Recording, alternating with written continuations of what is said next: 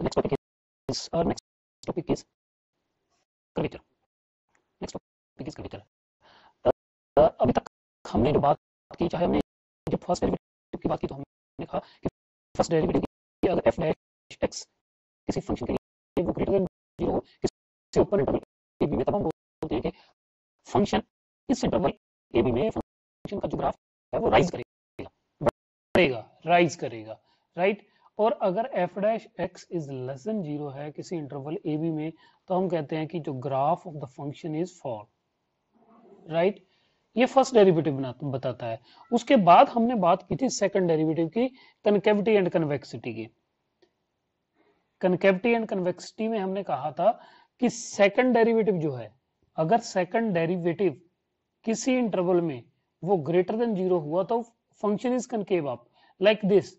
क्योंकि यहां तक आप देख सकते हो ये पॉइंट ऑफ इन्फ्लेक्शन, यहां तक फंक्शन इज कनकेव अप, उसके बाद फंक्शन इज कनकेव डाउन, उसके लिए सेकंड डेरिवेटिव जो है वो लेस देन 0 हुआ। ये वो इंटरवल, कोई मैं ले लेता हूं सी टू बी इंटरवल, जिस इंटरवल में सेकंड डेरिवेटिव ग्रेटर देन 0 है, तो हमें वो ये बता रहा है कि कर्व किस तरीके से बेंड हो रही है, राइट।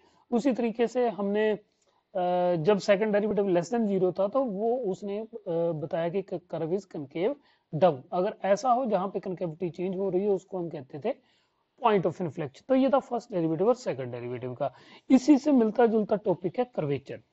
कर्वेचर को शुरू करने से पहले जरा सा इसको थोड़ा सा रियल लाइफ के साथ जोड़ने की कोशिश करते हैं। मान लीजिए कि आप किसी हिली एरिया में जा रहे हैं और आप गाड़ी ड्राइव कर रहे हैं, आपके साथ कोई बैठा है, तो आप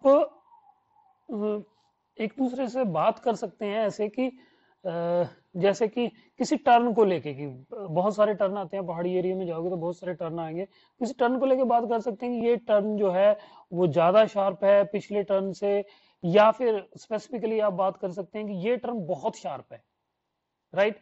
लेकिन वहां पे हम कोई उसको न्यूमेरिकल वैल्यू नहीं दे पाते, हम सिर्फ सोचते हैं कि ये वाला टर्न बहुत ज्यादा शार्प है या ये वाला टर्न कम शार्प है। कितना शार्प है या कितना कम शार्प है, ये सारी जो न्यूमेरिकल वैल्यू असाइन करने का काम है वो हम मैथ में करते हैं, जिस टॉपिक के साथ करते हैं वो टॉपिक है curvature, right. Concavity and convexity हमें ये बताती है कि कर्व कैसे बेंड कर रही है, कर्वेचर हमें ये बताती है कि कर्व किसी पॉइंट पे कितना बेंड कर रही है, ये हमें कर्वेचर बताती है, राइट। तो कर्वेचर को मैथमेटिकली देखते हैं कि हम कैसे डिफाइन करेंगे इसको, कैसे हम इसको न्यूमेरिकल वैल्यू किसी अगर कोई हमारे पास रोड है उसके टर्न या उसके बेंड को न्यूमेरिकल वैल्यू कितनी देनी है, कैसे देनी है, वो हम ये मैथमेटिकल टॉपिक जो है हमारा कर्वेचर इसमें करते हैं, राइट। तो इसको डिस्कस करते हैं कि कर्वेचर होती क्या है। लेट, क्योंकि हमने रोड की बात की, रोड की बेंडिंग की बात की, रोड के टर्न की बात की, तो हम यहाँ पे रोड ना लेके हम एक कर्व लेंगे, कर्व की बेंडिंग की बात करेंगे कि कर्व किसी पॉइंट पे कितना बेंड कर रही है, उसकी बात करेंगे, right. Let A B with given curve, let A B be the given curve and P be a point on the curve and P be a point on the curve। तो ले लेते हैं हमारे पास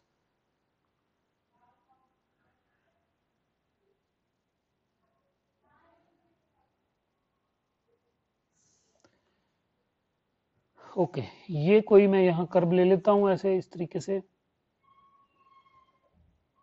like this point A, this point B, so whole curve is AB and here is somewhere point P on this curve, right। take another point, take another point Q in neighborhood of P, in a neighborhood of P। एक और point ले लेता हूं Q P के बहुत पास, एक point Q ले लिया हमने P के बहुत पास,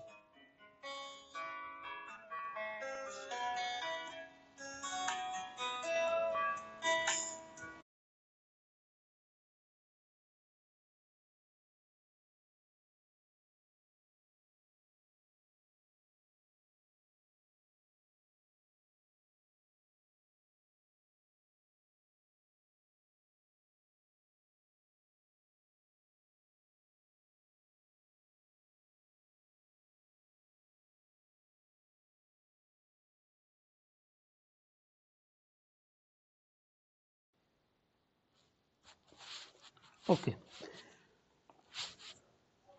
एक हमने पॉइंट क्यू ले लिया पी के बहुत पास, neighbourhood of P. Let arc A B is equal to या A P is equal to, इसको मैंने एस ले लिया, arc A P is equal to S, and arc A Q को मैंने लिया S plus delta S. Therefore यहां से यहां तक एस है, ए टू क्यू तक एस प्लस डेल्टा एस है simply, therefore arc P Q is equal to delta S. ये शायद अच्छे से नहीं लिखा जा रहा है, इसको दोबारा लिख लेते हैं, is equal to delta s. Let the tangent to the curve at P and Q, let the tangent to the curve at P and Q makes the angle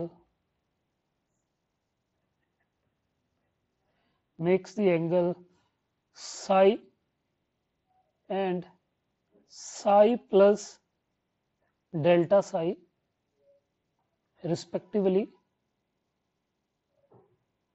with positive direction of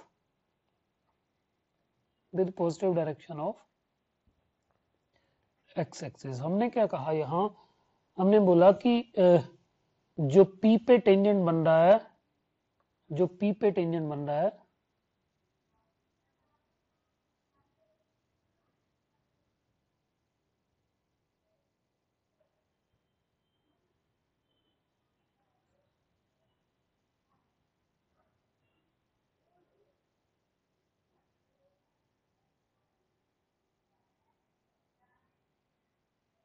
suppose ये angle बना रहा है साई इसके साथ, with positive direction x axis के साथ साई बना रहा है, और ये यहां पे है क्यू पे जो टेंजेंट बन रहा है, suppose it's make the angle Sai plus delta Sai.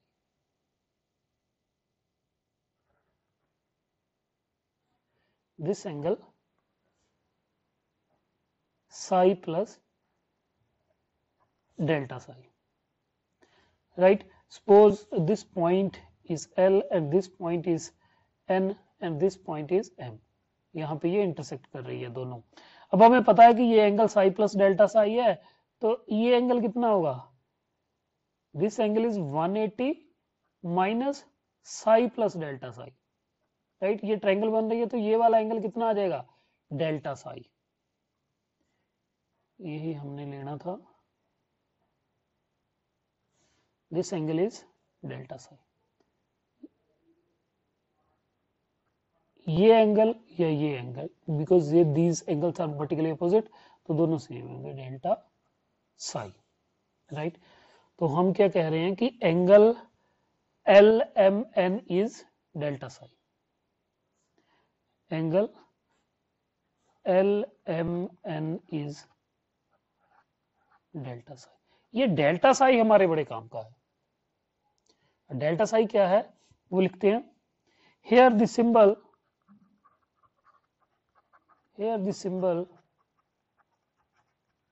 delta psi, here the symbol delta psi denotes the angle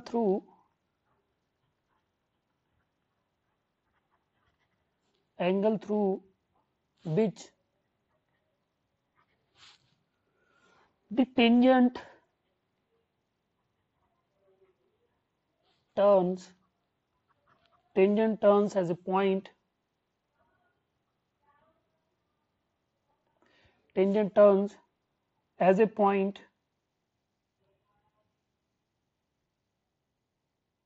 moves along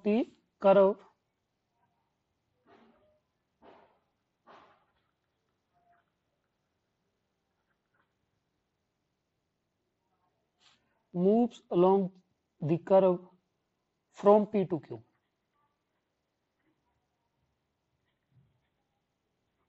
क्या बोल रहे हैं हम here the symbol delta psi. delta psi कौन सा? this angle, ये जो delta psi है या ये angle. here the symbol delta psi denotes the angle through which tangent turns as a point moves along the curve P to Q. कि जब point ये P जो है Q की तरफ जाएगा, जब ये पॉइंट P जो है Q की तरफ जाएगा, तो ये टेंजेंट यहां से यहां P से Q तक जाने तक, P से Q को जाने तक जितना टर्न करेगा वो हमें एंगल दे रहा है डेल्टा साई. और यही हमारी क्या होती है? Total bending of the curve from P to Q.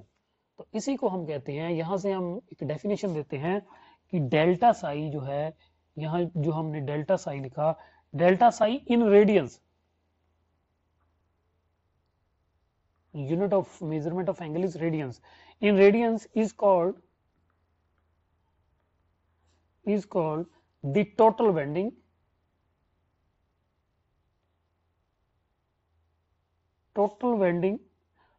or total curvature of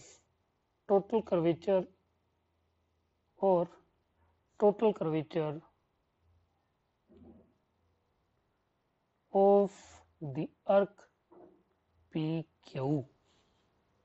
right. तो डेल्टा साई हमें क्या बता रहा है कि P टू Q तक टोटल कितनी बेंडिंग कर्व में आ रही है, या टोटल कितनी कर्वेचर है कर्व की, वो हमें एंगल डेल्टा साई देगा. राइट. नंबर 1, ये तो नंबर 1 हो गया. Number 2,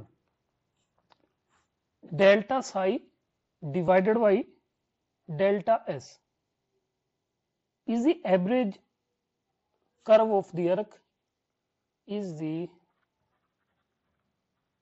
average curvature of the curve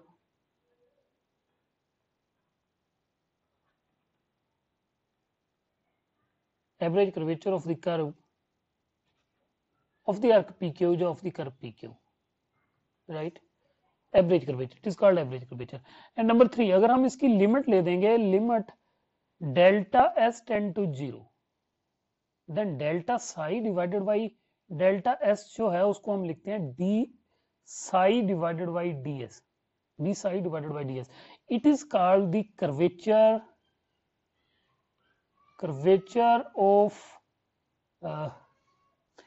of the curve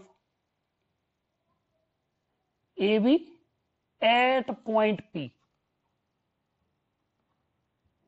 curvature of the curve AB at point P, या हम इसको कहते हैं rate of change of curvature, rate of change of bending और rate of change of curvature at P. Right. तो curvature को हम denote करते हैं सिंबल K से. We denote the curvature symbol K, क्योंकि कर्वेचर हमें एवरेज रेट ऑफ बेंडिंग बता रही है किसी पॉइंट P पे. Average rate of bending, sorry not average rate of bending बता रही है एट P पे. सो we take it always positive. तो जब भी हम कर्वेचर को लेते हैं तो हम d psi divided by ds का जो है मोड लेते हैं, क्योंकि हम इसको पॉजिटिव लेंगे. It is the rate of change of bending at some point. Okay, this is called curvature of the curve.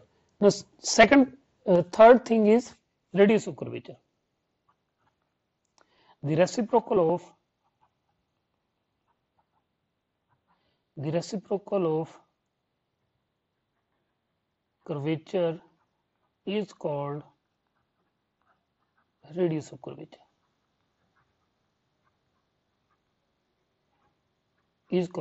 Radius of curvature. So इसको हम डिनोट करते हैं सिंबल रो से. रेडियस ऑफ कर्वेचर को, रेडियस ऑफ कर्वेचर को हम denote करते हैं सिंबल रो से. And it is the reciprocal of curvature. It is the reciprocal of curvature. ये मैं कहूं 1 divided by modulus of d psi divided by ds. ये आपका क्या आएगी? Radius of curvature. अब दोबारा थोड़ा सा हम पीछे जाते हैं. हमने कहा कि ये जो डेल्टा साई सिंबल है ये हमें क्या देता है? Total bending of the curve या total curvature of the curve. अब अगर तो कर्व में शार्पनेस ज्यादा होगी, मान लीजिए ये कर्व ऐसे घूम रही है लाइक दिस, अगर तो कर्व में शार्पनेस ज्यादा होगी तो ये जो टेंजेंट लाइन का घुमाव है ये भी बहुत ज्यादा होगा, मीन्स ये जो एंगल डेल्टा साई है ये ज्यादा होगा। अगर उसमें कर्व की जो बेंडिंग है वो कम है किसी पॉइंट पे, राइट, कर्व की जो बेंडिंग है किसी पॉइंट पे कम है, तब उस किसी अर्क के लिए कम है बेंडिंग, तो उसके लिए जो डेल्टा साई एंगल है ये कम होगा। तो अगर बेंडिंग ज्यादा है तो ये डेल्टा साई एंगल बढ़ जाएगा, अगर बेंडिंग कम है किसी अर्क के लिए तो ये एंगल जो है वो कम होगा, राइट। तो हमने कर्वेचर डिफाइन कर दी, curvature is the curvature is the rate of bending of the curve at some point p। so इसको हमने सिंबल k से डिनोट किया कर्वेचर को, curvature at some point p इसको सिंबल k से डिनोट किया। और मैंने जैसे कहा कि हम it gives us the rate of change of bending, so we take it positive. उसी तरीके से हमने रेडियस ऑफ कर्वेचर को डिफाइन किया, reciprocal of the curvature is called the radius of curvature. Okay, अब ये जो कर्वेचर है इसकी जो मैथमेटिकली वैल्यू k की आएगी, ये हमें किसी पॉइंट पे कर्व की बेंडिंग देगी, न्यूमेरिकल वैल्यू देगी बेंडिंग की, कि कितना बेंड हो रही है किसी पॉइंट पे कर्व, राइट। अब यहां पे अगर हम इस फिगर से देखें तो जो बेंडिंग ऑफ जो कर्वेचर है वो कर्व की बेंडिंग पे डिपेंड कर रही है, it is not depend on the coordinate system. मैं ये परपेंडिकुलर लाइंस की जगह कोई और लाइंस भी ऐसे चूज कर सकता था, तो ये कोऑर्डिनेट सिस्टम पे डिपेंड नहीं करती, it depends on only the bending of the curve. Curvature जो है सिर्फ बेंडिंग पे डिपेंड कर रही है, it is independent of coordinate system, coordinate system का इसको कोई फर्क नहीं पड़ता।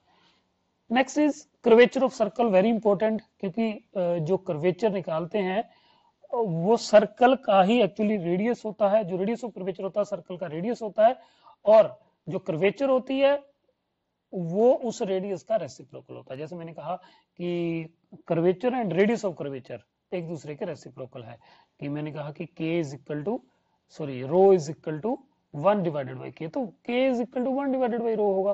This is radius of curvature and this is curvature, so radius of curvature and curvature are reciprocal of each other. Next is curvature of circle.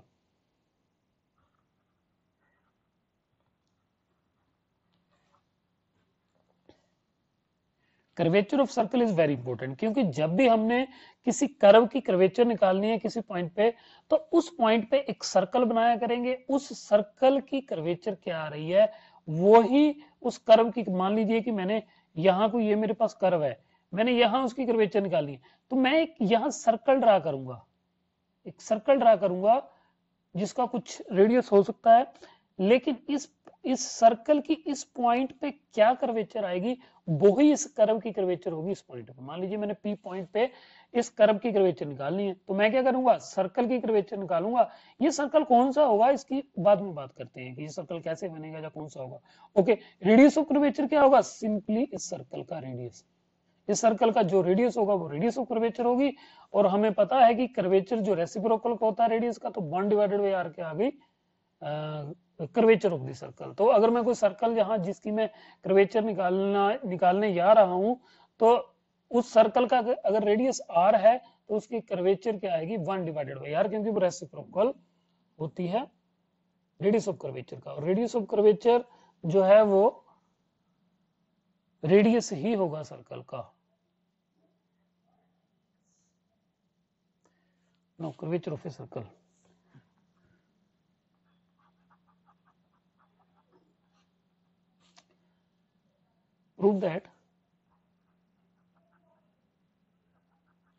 prove that the curvature of a circle, the curvature of a circle, prove that the curvature of a circle at any point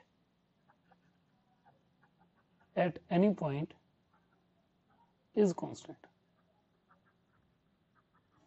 Curvature of a circle at any point is constant and is equal to reciprocal of radius, and is equal to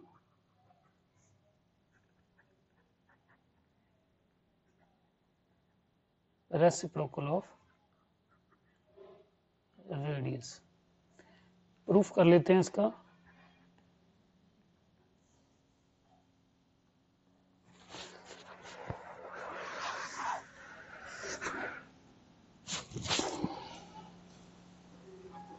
Consider circle with the center C. Consider circle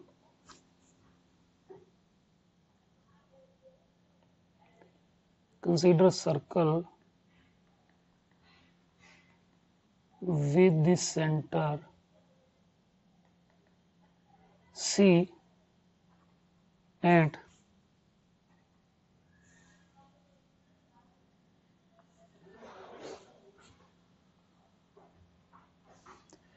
radius R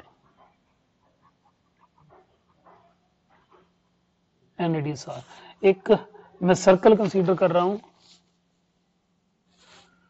एक circle consider कर रहा हूं जिसका centre C है and radius are. नीचे वाले page में करते हैं।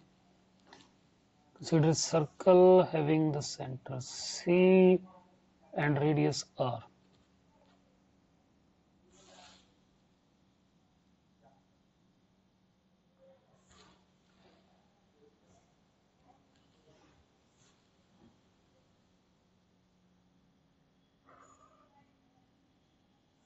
Consider a circle with center C. Suppose this is center C and its radius is R. R unit. Its radius is R unit. Okay. Let P be a point on the circle.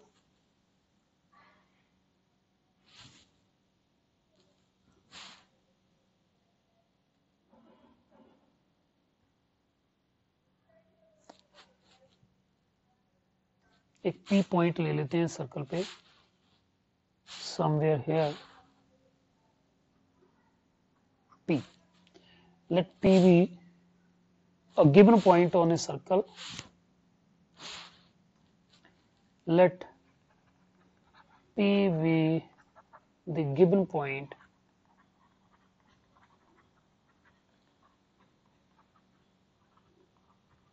on the circle. Take a point Q on the circle. Take a point Q on the circle in neighborhood of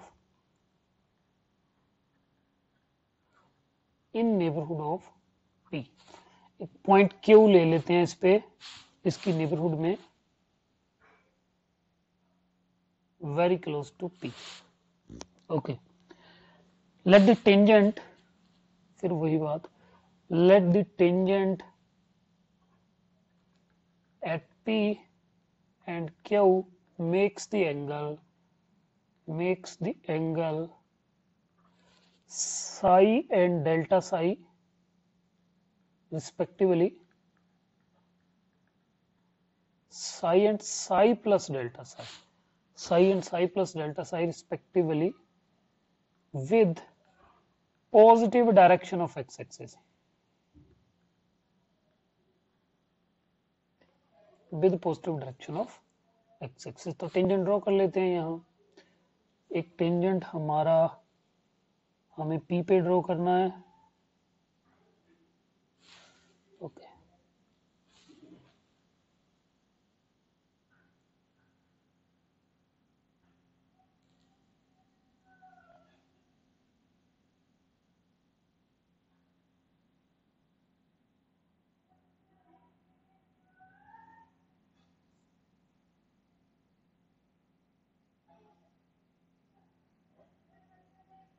like this. ये शायद थोड़ा सा अच्छा नहीं बना, लेकिन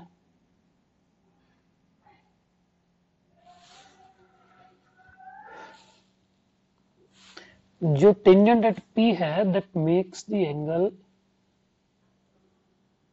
okay,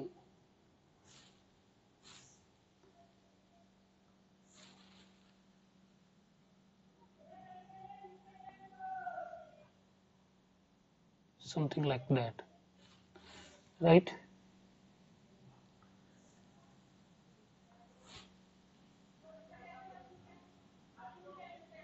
इस line के साथ जो एंगल बना रहा है ये साई है, एंड जो दूसरा टेंजेंट बना रहा है एंगल वो साई प्लस डेल्टा साई है।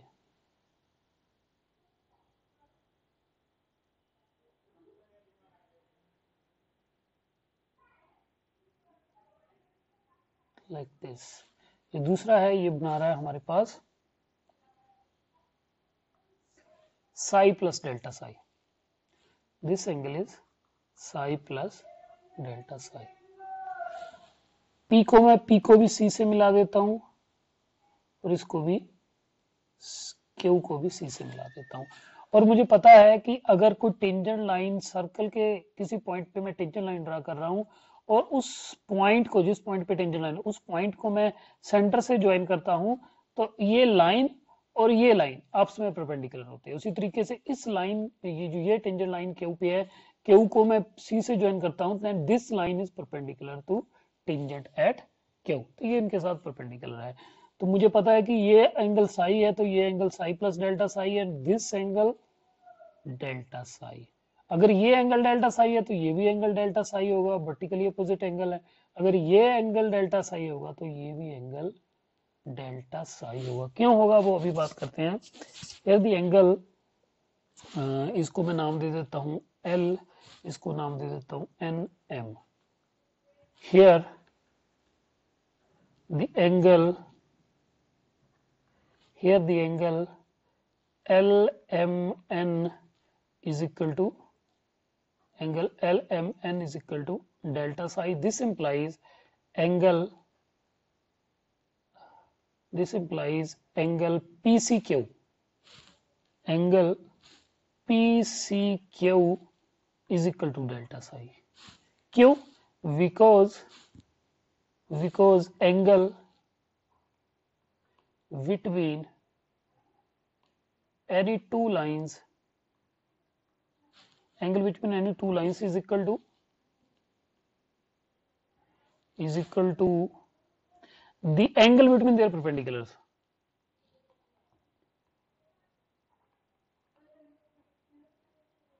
Between their perpendiculars.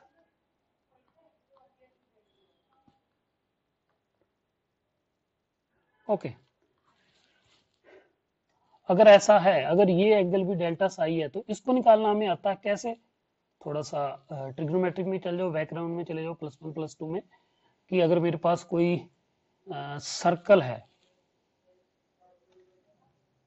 suppose this is a circle and it has this center and suppose its radius is arcunate, radius is arcunate, suppose मैं इसको मिला देता हूं और ये जो अर्क लेंथ है यहां से यहां तक, यहां से यहां तक जो अर्क लेंथ है, suppose it is L unit, suppose it is L unit, और मैं ये थीटा निकालना चाहता हूं, तो थीटा किसके बराबर होता है, theta is equal to L divided by R के बराबर।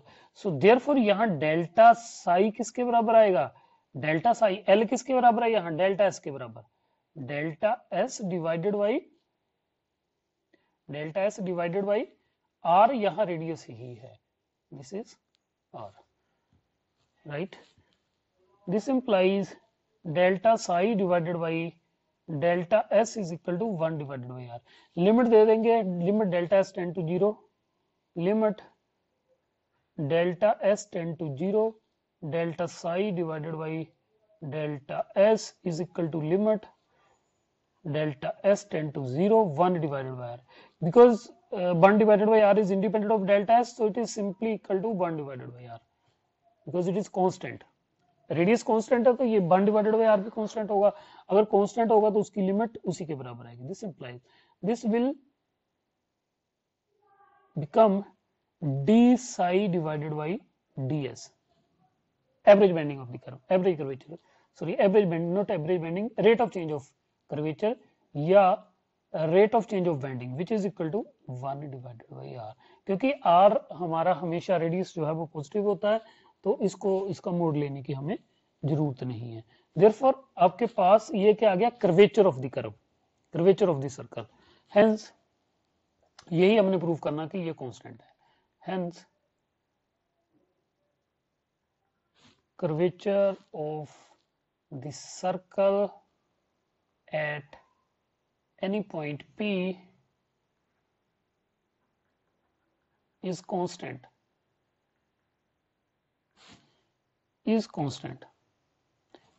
and is the reciprocal of radius of circle and is the reciprocal of radius of circle.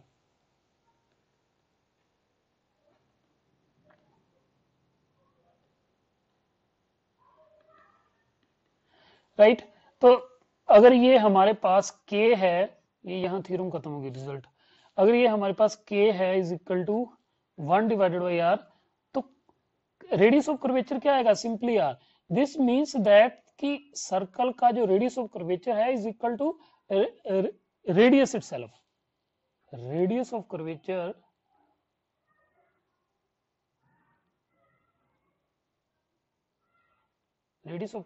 of a circle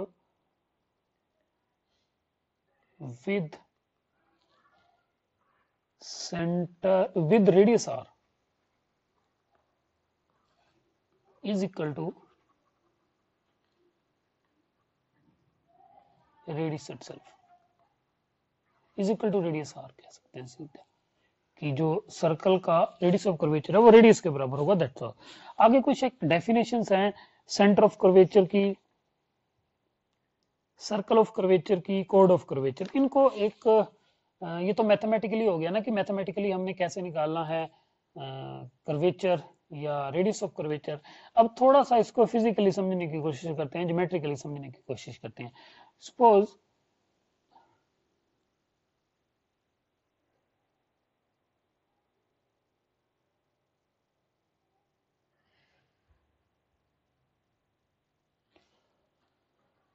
Suppose here is some road, some सड़क, किसी सड़क की ही बात कर लेता हूं.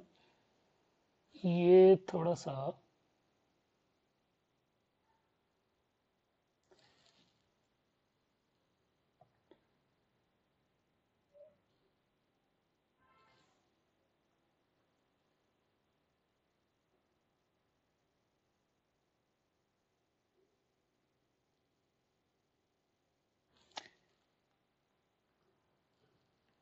अच्छे से नहीं बन रही, थोड़ी सी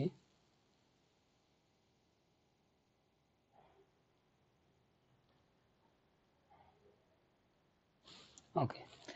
मान लीजिए कि आपका जो रोड है, रोड सड़क है, सड़क के किसी पॉइंट पे इस तरीके से बेंडिंग है, इस तरीके से कर्व बनी हुई है वहां पे, या इस तरीके से टर्न बन रहा है. सपोज आप गाड़ी ड्राइव कर रहे हो, यहां किसी इस पॉइंट पे पहुंचे हो, गाड़ी आप ड्राइव कर रहे हो, किसी इस पॉइंट पे पहुंचे हो, इस पॉइंट पे जाके क्या होता है कि आपका स्टीयरिंग अटक जाता है. जब आपका स्टीयरिंग अटका तो आप थोड़ा थोड़ा आप गाड़ी को टर्न कर रहे हो, जहां पे स्टीयरिंग है वहीं अटक गया. अगर यहां अटक गया तो यहीं पे आपकी गाड़ी घूमना शुरू कर देगी. अगर मैं बात करूं तो यहीं पे आपकी गाड़ी जो है, ये थोड़ा सर्कल बड़ा बनना चाहिए था, थोड़ा बड़ा बना लेते हैं इसको. मैं फिर बोल रहा हूं कि मान लीजिए कि आप कहीं गाड़ी ड्राइव कर रहे हैं और यहां कहीं जैसे धीरे धीरे आपका स्लो टर्न है, इस टर्न पे आपका स्टीयरिंग फंस जाता है. तो अगर स्टीयरिंग फंसेगा तो गाड़ी एक ही जगह घूमनी शुरू कर देगी.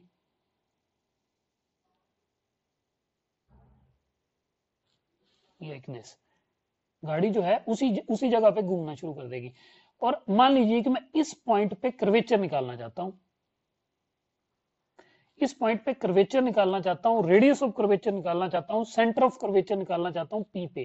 पी पे जो सेंटर ऑफ कर्वेचर होगा, जैसे मैंने आपको बताया कि इस जर्नी में जब आपका यहाँ पे इस जो स्लोली टर्न है, इस पे आपका स्टीयरिंग फंस गया.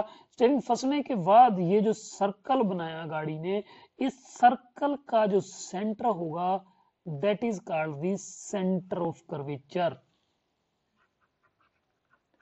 सेंटर ऑफ कर्वेचर, ये आपकी किताब में दी हुई है, डेफिनेशंस पढ़ सकते हो आप. Centre of curvature eight P. और ये इसका जो रेडियस होगा, मान लीजिए ये रेडियस आर है, this radius is called the radius of curvature. मैंने जैसे कहा था ना कि रेडियस ऑफ कर्वेचर जो हम सर्कल का निकाल रहे हैं वो बहुत इंपॉर्टेंट है, क्योंकि आपने किसी भी कर्व का किसी पॉइंट पे अगर रेडियस ऑफ कर्वेचर निकालना है तो आपने ऐसे जिस तरीके से उस पॉइंट पे कर्व बेंड हो रही है उसी तरीके से सर्कल ड्रॉ कर लेना है। फिर उस सर्कल का रेडियस देखना, वो रेडियस ऑफ कर्वेचर होगा, सेंटर देखना, वो सेंटर ऑफ कर्वेचर होगा। तो यहां से कर्वेचर तो निकल ही आएगा, कर्वेचर तो निकल ही आएगा। वो क्या होगा, 1 डिवाइडेड बाई आर। जितना भी इसका रो से डिनोट करते हैं ना इसको, जितना भी इसका सॉरी के से डिनोट करते हैं, जितना भी इसका रेडियस ऑफ कर्वेचर होगा उसका रेसिप्रोकल आपका क्या आ जाएगा, 1 divided by row is the curvature. तो यहीं से आ जाएगा code of curvature eight point P. कोई भी कोड जो पी से पास करे, any code P Q which passes through P is called code of curvature.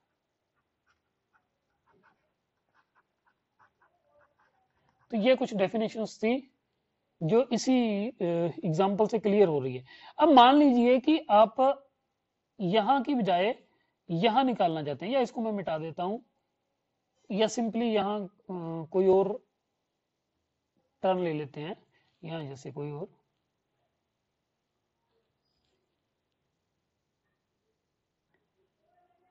Suppose आपके पास इस तरीके से है, राइट, और आप यहां पे अगर आप देखो क्लियरली, यहां टर्न कम है और यहां टर्न ज्यादा है, और मान लो यहां पे आपका स्टीयरिंग फंस जाता तो क्या होगा, यहां सर्कल यहां भी बनेगा लेकिन सर्कल क्या होगा, छोटा होगा। जब सर्कल छोटा होगा तो रेडियस ऑफ कर्वेचर भी क्या होगा, छोटा। मींस जब बेंडिंग बढ़ रही है, जब कर्वेचर बढ़ रही है, तो आपका रेडियस ऑफ कर्वेचर क्या हो रहा है, छोटा। यही तो हमने कहा कि radius of curvature and curvature R reciprocal of each other, right. जब आपकी कर्वेचर घटी यहां पे तो क्या होगा, रेडियस ऑफ कर्वेचर। जब आपकी बेंडिंग घट गई तो आपका रेडियस ऑफ कर्वेचर बढ़ गया। लेकिन जब आपकी बेंडिंग बढ़ गई, ये थोड़ा ऐसे ले सकते हो आप, जब आपकी यहाँ पे बेंडिंग बढ़ गई तो आपका क्या होगा, सर्कल छोटा बनेगा, सर्कल छोटा बनेगा तो रेडियस ऑफ कर्वेचर कम हो जाएगा। बेंडिंग बढ़ेगी मींस कर्वेचर बढ़ेगी, राइट। तो ये आपकी कुछ एक एग्जांपल्स हैं, सॉरी कुछ एक डेफिनेशंस के लिए मैंने ये एक फिजिकल एग्जांपल ली थी, इसको आप देख के समझ सकते हो। आगे चलते हैं, radius of curvature of for Cartesian curve. Radius of curvature Cartesian curve का कैसे निकालते हैं। बात वही कि हम बार बार सर्कल ड्रॉ नहीं करेंगे। सर्कल ड्रॉ करना वैसे भी हमें हर कर्व के लिए आसान नहीं होगा, किसी पॉइंट पे कर्व के किसी पॉइंट पे कर्वेचर निकालने के लिए every time it is not possible to draw circle. So हम इसके लिए कोई और तरीके ढूंढते हैं। Okay, next is radius of curvature for Cartesian curve. Radius of curvature for Cartesian curve.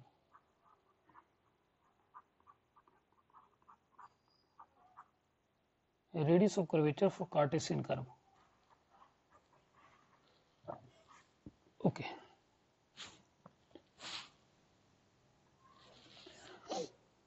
Let y is equal to fx be the equation of curve. Let y is equal to f of x be the equation of curve.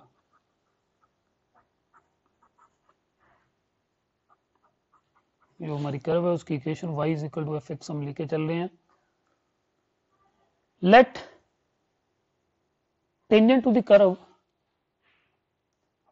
let इसको draw भी कर लेते हैं curve को।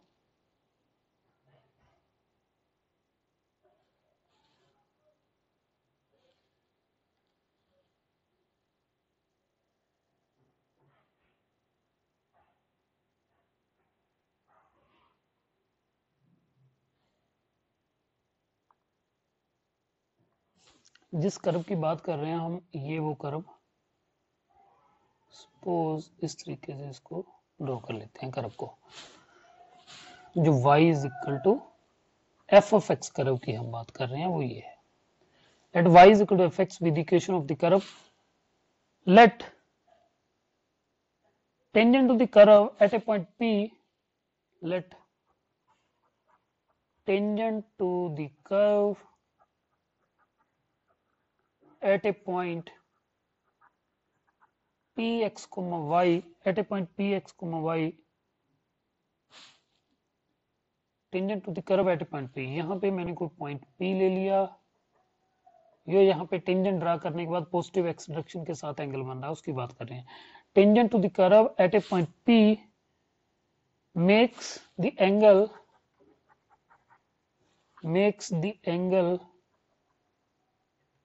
psi with positive direction of x axis। मान लीजिए कि यहाँ पे हमने टेंजेंट ड्रॉ कर लिया और ये एंगल बना रहा है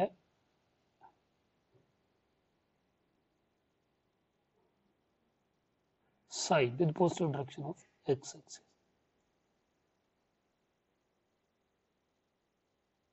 Suppose it makes the angle psi with positive direction of x axis। Okay,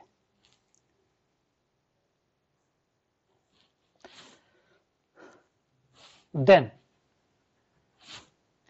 हमें पता है कि ये टेंजेंट ऑफ साई किसके बराबर होगा, tangent of psi is simply equal to tangent, sorry slope of tangent क्या होती है हमारे पास, ये स्लोप ऑफ टेंजेंट ही रिप्रेजेंट करता है, वो क्या होती है dy divided by dx at this point p, right. Now इसको नंबर देते हैं 1, differentiating 1 with respect to x, now not x with respect to s, differentiating 1 with respect to s, with respect to s differentiate करेंगे तो ये secant square Sai आ जाएगा, साथ में psi का derivative d psi with respect to s, तो ds d psi divided by ds which is equal to d d s of dy divided by dx। अब ये सिंपली x का फंक्शन होगा dy divided by dx, तो इसको मुझे लिखना पड़ेगा d d x of dy divided by dx साथ में dx divided by ds। This implies यहां से मेरे पास secant square psi D psi divided by ds जो है वो आ जाएगा d square y divided by dx square, this is equal to cos psi. ये कोस साई कैसे, अभी हम इसकी बात करते हैं, dx divided by ds is equal to cos psi, right. This implies d psi divided by ds is equal to d psi divided by ds is equal to d2y divided by dx square cos psi divided by secant square psi। This implies d psi divided by ds is equal to d2y divided by dx square. This will become secant raised to 3 psi. Sorry, not secant. This is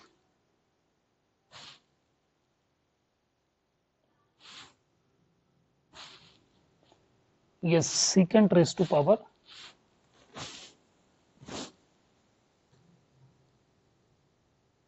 now cos raised to power 3 psi. This is cos raised to power 3 psi. ये मैंने गलत लिख दिया है, cos raised to power 3 psi.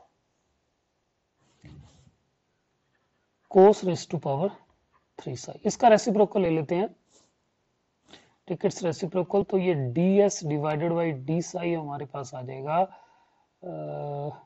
1 divided by d2y divided by dx square cos raised to power 3 psi।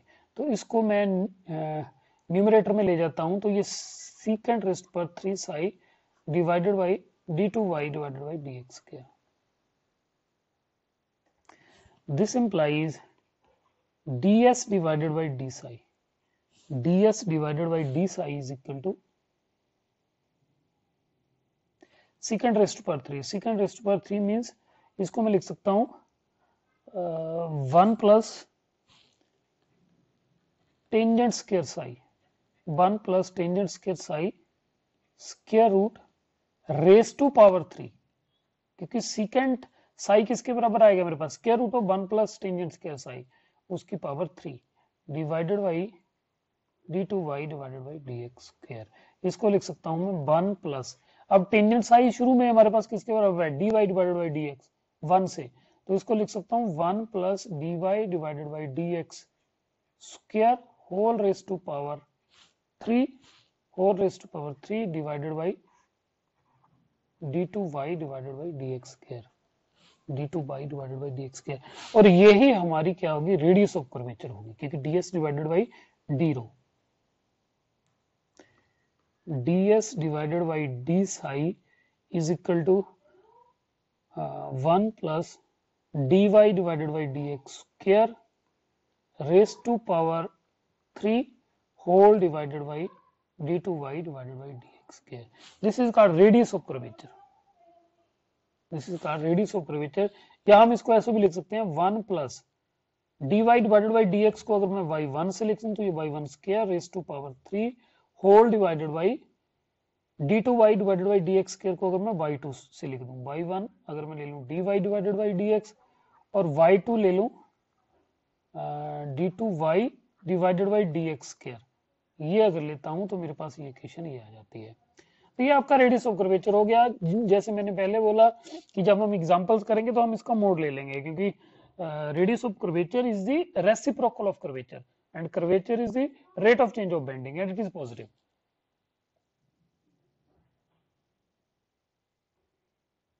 Okay, ये आपका radius of curvature हो गया। कब?